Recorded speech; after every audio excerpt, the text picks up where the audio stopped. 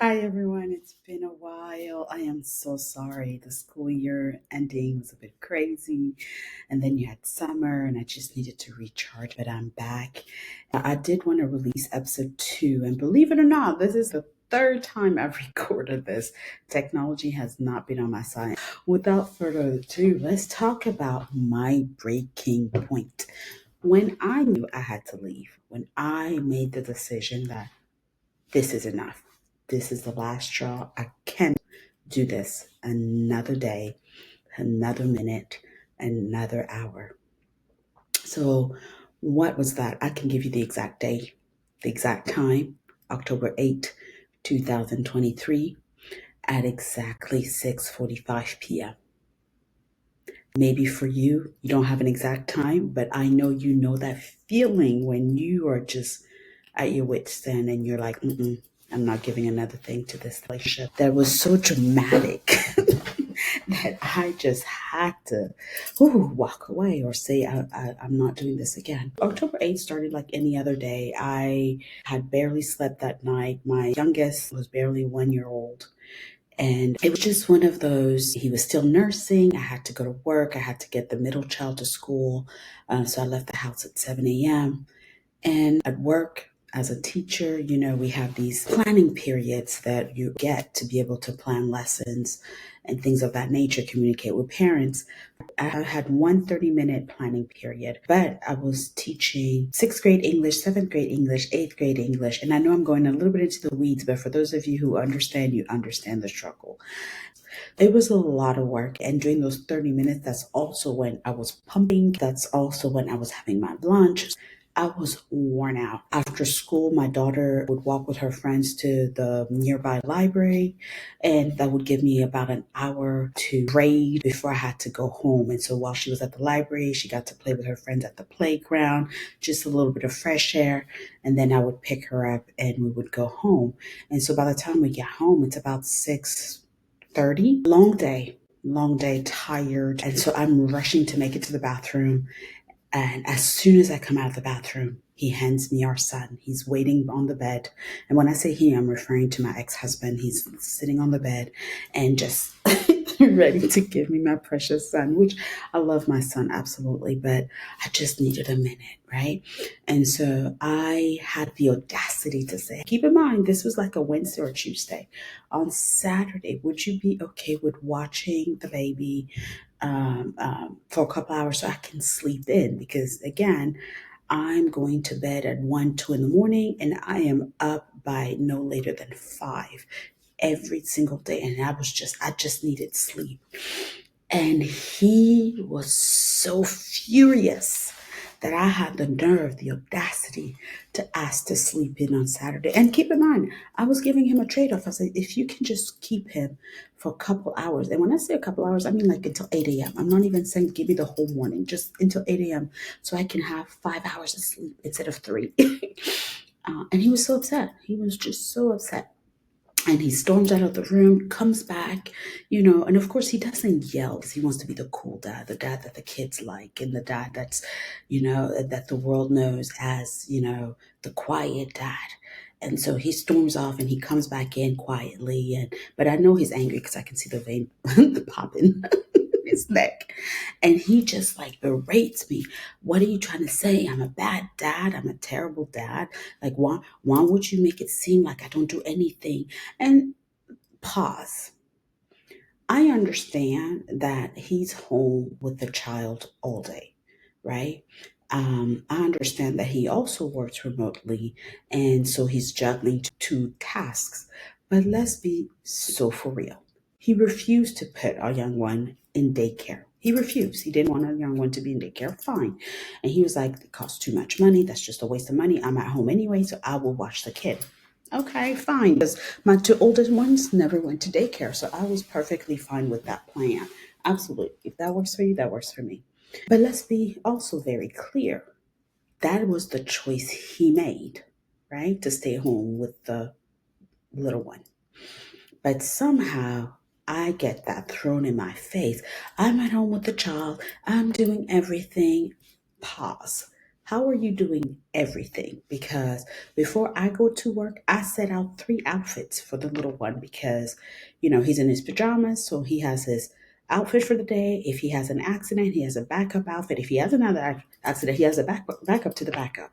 And then I'm washing all I'm making the bottles, washing all the bottles, planning his meals for the day before I leave for work. At nighttime, I come and I wash everything again. And when I come home, you could literally trace the path to where he and my little boy were all day. The toys, who's picking them up? I am. The high chair where the little one sat to eat hasn't been wiped off, right? Since lunch or whenever the last meal was, I'm cleaning that up. The dishes in the sink, I'm washing that. So it's not like I'm not pulling my weight. Let's be very clear. But the narcissist wants to make it seem like they are doing everything. But whenever they're texting me, oh, I just woke up from a nap. He just woke up from a nap. We just had a nap. Okay, it sounds to me that you've got it under control. Da, da, da. And so at that moment, I could not stop unseeing the selfishness. I just couldn't. Like the selfishness was so mind jarring at that second that I was done. I was done because I was like, I am asking you for a simple task.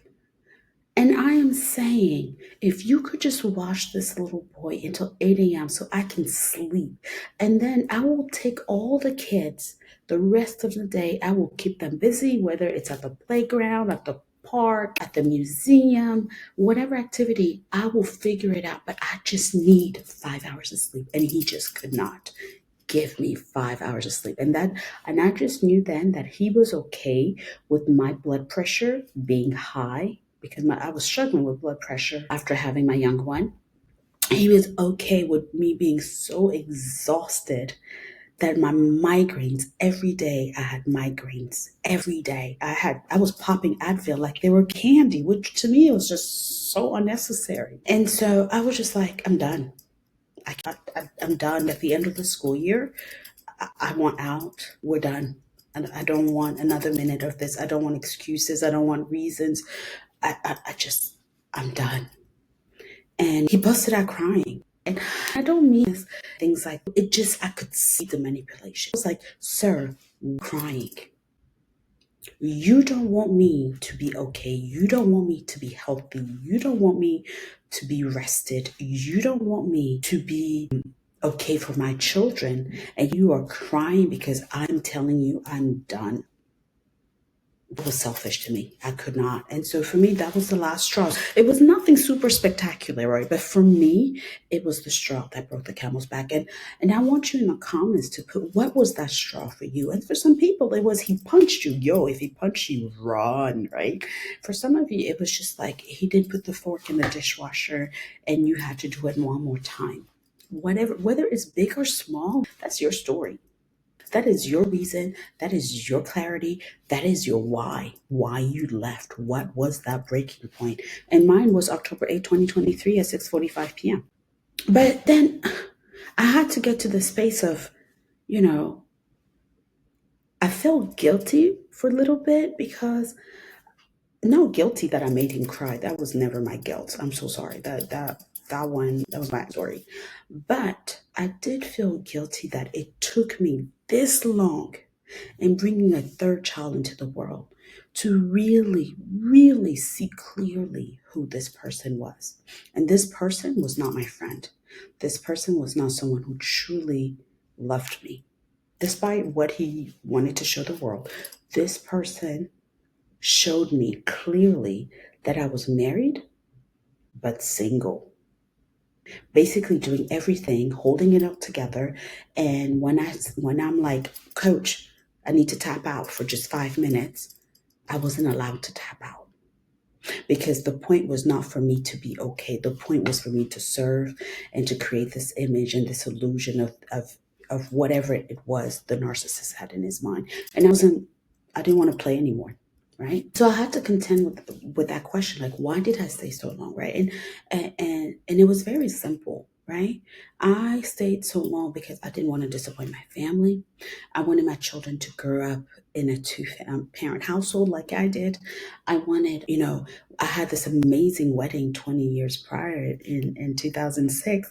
And, and like, how do you tell your friends and your family members, yo, it's just not working out? And it's not working out, not because he's beating me, not because, but how do you explain to people the emotional and psychological abuse you've been enduring, right? For all these years, and you've been excusing and allowing. How do you explain that? Because people, it's easy to show a bruise and say, look, it hurt. It hurt right here. Look at this bruise. Like, look at this black eye. Like, that's, yes, it's painful, but that's easy for people to see. But people have a hard time understanding financial control, understanding emotional control, understanding psychological warfare, for lack of a better word. People have a hard time seeing that. And I had to get to a point where I just had to accept that whether people understood or not, I didn't care. I didn't care anymore. I didn't care for the facade. I didn't care to protect his image. I didn't care if I looked bad. I didn't care if, I was going to hurt other people because I was hurting. I was hurting. And that I cared about.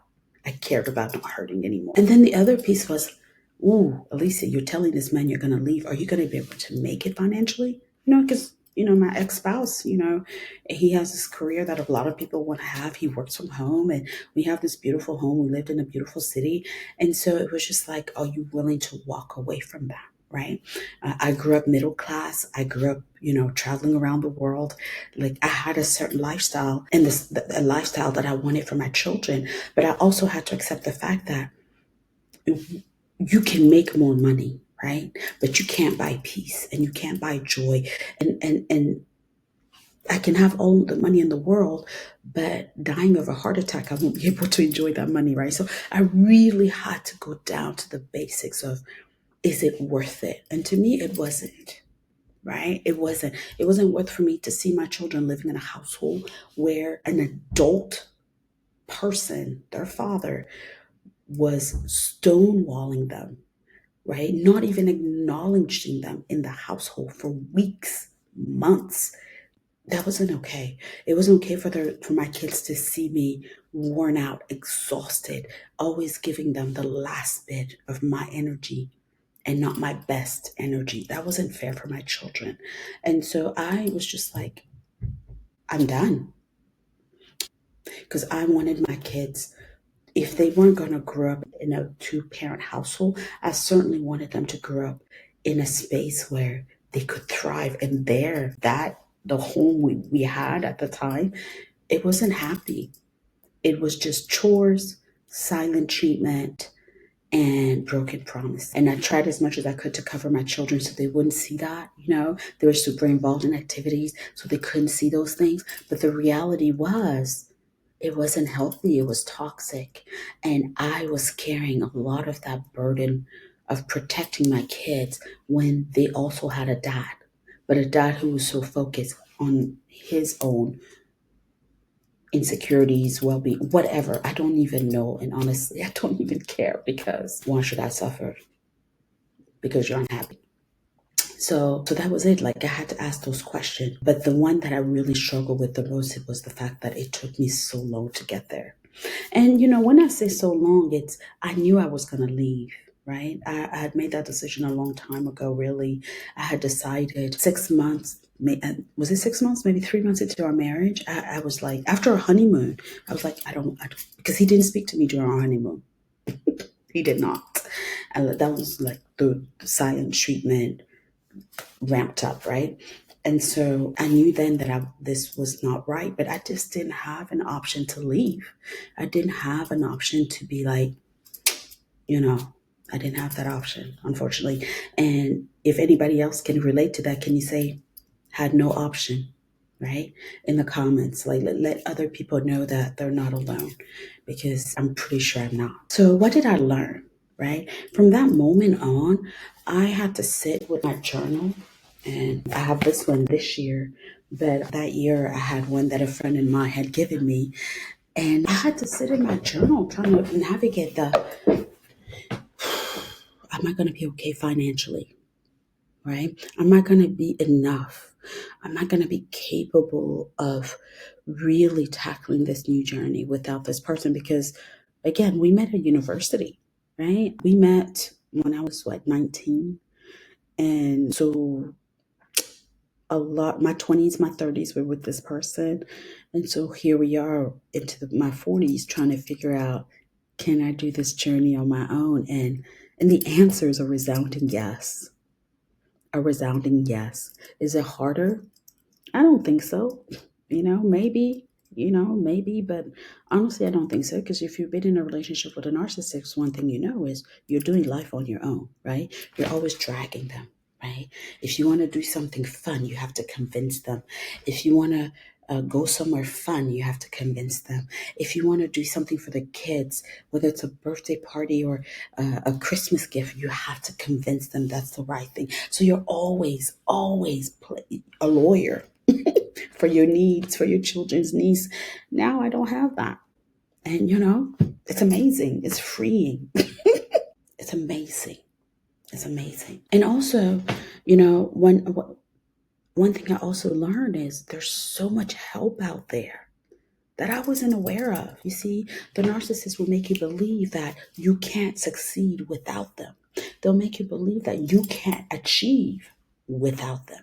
They'll make you think that if you leave them, the world is not going to tolerate you. And, like there's just like this imaginary boogie person or boogeyman that you're scared of because the narcissist made that boogeyman bigger than that boogeyman is. And I'm not saying that it's easy. Some people, I remember being in the shelter with some women and like their story, like where they're coming from and where they're trying to go. Oh my gosh. I'm like, that's like trying to climb a mountain with a cross on your shoulder and a chain on your leg and dogs pulling you. Like it's just the difficulties that they're going to face. But I was blessed and I am so grateful that as difficult as my journey was or is, I was able to learn that I am enough. I have all the tools and the capabilities within me, one, to achieve what I've set out to do. But there are people out there. Oh my gosh, there are people out there. No matter what the media is trying to tell you, the world is trying to tell you, there are people out there who are willing and able to help. And all you got to say is, help me, please. I need help. I need help. But the hardest part that I learned was my mind can fight whatever the narcissist tried to put in there. That negativity, that you're not capable, you won't be capable, you won't succeed, you won't be loved. All that negativity, you're dumb, you're stupid, you have no value, whatever it was he was saying. Prayer through sheer force of will, my friends, my network, I was able to rise up and say, I am enough. I am capable. I will succeed. And I am succeeding. And that's the journey I want you to be on as you're watching these videos. I want you to say, I am enough. I will succeed. And I am succeeding. Right? Because having those words of affirmation every day, you may not believe it day 1. You may not believe them day 2. You may not believe them day 30. But I promise you, day 31, day 45, there will be a day you will believe it. And it doesn't matter what the person says, right? Because now when the narcissist comes at me with craziness, all I got to say is, I love me some me. It doesn't matter what you say. It doesn't matter what you do. It doesn't matter how you say it, why you said it. I don't care because I love me some me and I know who I am. I am loved by the Most High. I am intelligent. I am amazing. And I want that for you. Okay? So know that as I'm looking forward, and I hope as you're looking forward on your journey as well, identifying that breaking point, but also remembering, some of you are like, I don't know, I feel like this is it. I don't know. You'll know. When you're done, you'll I think R. Kelly said it best, and I'm sorry, R. Kelly is not who I want to quote right now in this circumstance, but that song has value because he said when a woman's fed up, there's nothing you can do about it. So when you're fed up, there's nothing he will be able to say about it because you will be done. Right? So, and your body will tell you you're done. I had migraines. My stomach used to hurt all the time. My hair had fallen off, right? Like my hair is so thick right now. I'm just like in awe. On a wig, I could have done all the things, but I was just like, I was looking at, I washed my hair today and I was like, wow, I had no edges. Like I would get in the shower and I thought I had cancer because my hair would just fall out in clumps. Your body will tell you you are not in a safe space. So what is it going to take for you to admit that this is your breaking point? Right? Put it in the comments. What more do you need to see, hear, and feel to know that this is your breaking point? All right. I want to thank you for watching this video. I want to thank you for joining me on this journey. If you haven't subscribed, please subscribe because that helps me know that what I'm saying has value for you. And also please comment in the comments your thoughts about what I said. And if you disagree, I want to hear that because this is a conversation. My story is mine, but it might not be yours, and that's okay because all of us have space in this conversation. So please join me. All right. Bye-bye. Until next time.